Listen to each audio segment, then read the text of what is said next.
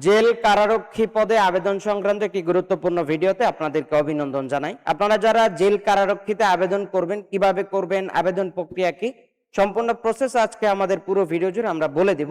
সেজন্য আমাদের পুরো ভিডিও জুড়ে আমাদের সঙ্গে থাকতে হবে।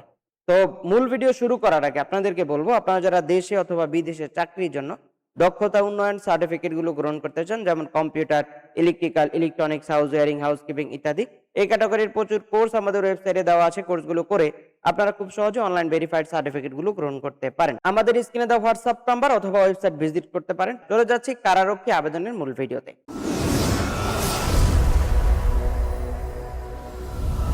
কারারক্ষী আবেদন করার জন্য আপনাকে যেতে হবে কারারক্ষী যে ওয়েবসাইট, সেখানে আমাদের ডিসক্রিপশনে থাকবে, সেখান থেকে আপনারা চলে আসতে পারবেন।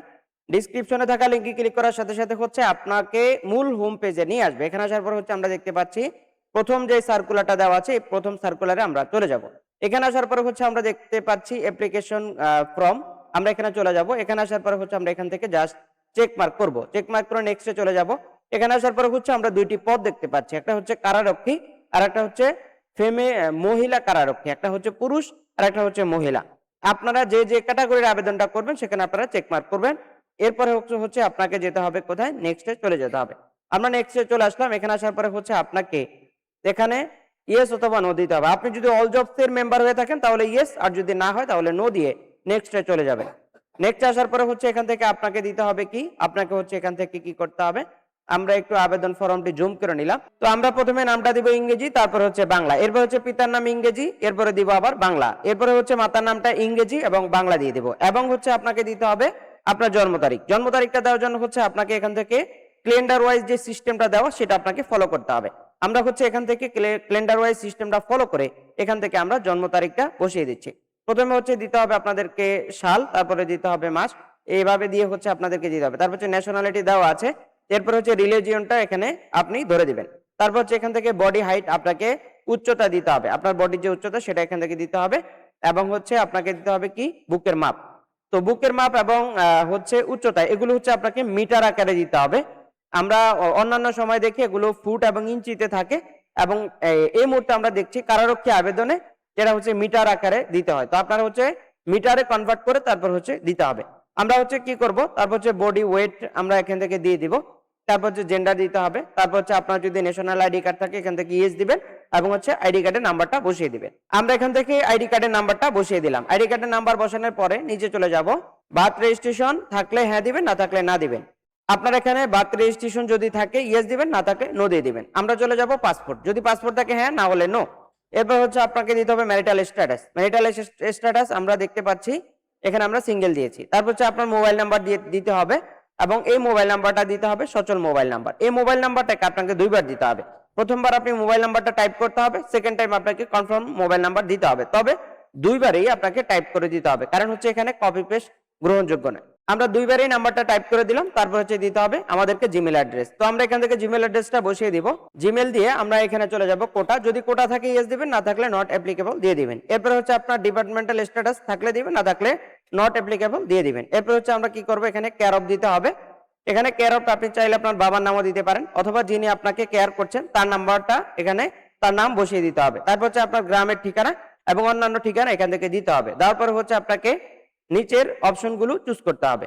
তো আমরা এখান থেকে দিয়ে দিলাম। তারপর হচ্ছে এখান থেকে জেলা, ডিস্ট্রিক্ট সিলেক্ট করতে হবে, উপজেলা সিলেক্ট করতে হবে। এরপর হচ্ছে আপনাকে দিতে হবে পোস্ট অফিস।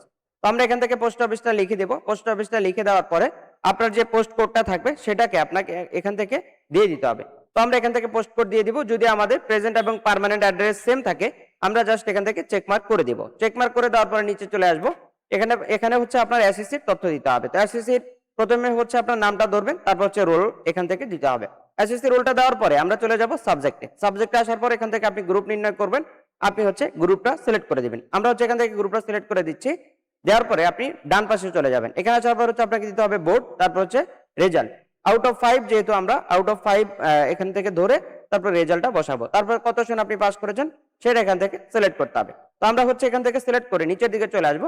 যদি আপনার এইচএসসি থাকে দিবেন, না থাকলে না। কারারক্ষীতে শুধুমাত্র এসএসসি দিয়ে নেওয়া হয়, সেজন্য হচ্ছে আমরা ইন্টারমিডিয়েট দিব না। আমরা হচ্ছে এখান থেকে এটাকে না দিয়ে নিচের দিকে চলে আসবো। এখানে আসার পর হচ্ছে আপনার যদি মাস্টার্স পর্যন্ত থাকে সেটাও আপনি দিতে পারবেন। তবে আমাদের এসএসসি পাসের যেহেতু এটা কোটা, আমরা হচ্ছে এসএসসি পাস পর্যন্ত দিয়ে রাখবো। এরপরে হচ্ছে আপনাকে দিতে হবে do you have any other qualification like sports, athletics, ETC. মানে হচ্ছে স্পোর্টস সহ অন্যান্য যদি কোনো আপনার যোগ্যতা থাকে সেটা আপনি এখান থেকে নির্ণয় করতে পারেন। ইয়েস দিবেন, দিয়ে হচ্ছে শর্ট আকারে আপনাকে বর্ণনা দিতে হবে। আর যদি না থাকে আপনি জাস্ট এখান থেকে কি করবেন, নো সিলেক্ট করে দিবেন। এখান থেকে হচ্ছে আমরা এই ক্যাপটা ইন্টার দ্য ভেরিফিকেশন কোড, আমরা হচ্ছে এই ভেরিফিকেশন কোডটা এখান থেকে উঠিয়ে দিব। উঠিয়ে দেওয়ার পরে আমরা জাস্ট একটু নিচের দিকে আসবো, এখানে চেক মার্ক করবো এগ্রিমেন্টে। তারপর হচ্ছে আমরা জাস্ট এখান থেকে সাবমিট অপশনে ক্লিক করে দিব। সাবমিটে ক্লিক করার পরে আমাদের ফাইনালি টোটাল ফর্মটা দেখাবে এবং হচ্ছে আমাদেরকে আমাদের সকল ইনফরমেশন গুলো একটা পৃষ্ঠার মধ্যে দেখাবে। এখানে আসার পরে আপনাকে ছবি এবং স্বাক্ষর আপলোড করতে হবে। ছবি এবং স্বাক্ষর আপলোড করার ক্ষেত্রে আপনাকে অবশ্যই 300x300 সাইজ করে নিতে হবে। আমরা ছবিটা আপলোড করলাম, ঠিক একইভাবে চুজ ফাইলে ক্লিক করে আমরা চলে আসলাম স্বাক্ষরে। স্বাক্ষরটা ক্লিক করে দিলাম, স্বাক্ষর ওপেন হয়ে গেল এবং হচ্ছে দুইটাই প্রিভিউ দেখাবে। আপনার সাইজ যদি সঠিক থাকে এখানে প্রিভিউ দেখাবে, সাইজ যদি সঠিক না থাকে এখানে প্রিভিউ দেখাবে না। সবকিছু দেখে আমরা নিচের দিকে চলে আসবো। এখানে হচ্ছে এগ্রিমেন্টে পুনরায় আমাদেরকে চেকমার্ক করতে হবে এবং সাবমিট অপশনে ক্লিক করতে হবে।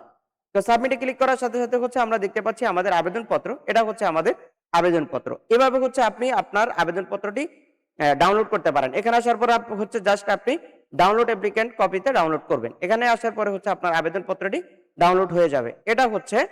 এটা হচ্ছে আপনার আবেদনপত্র। এই সিস্টেমে আপনি কারারক্ষী সহ সরকারি সকল চাকরিতে আপনি আবেদন করতে পারবেন।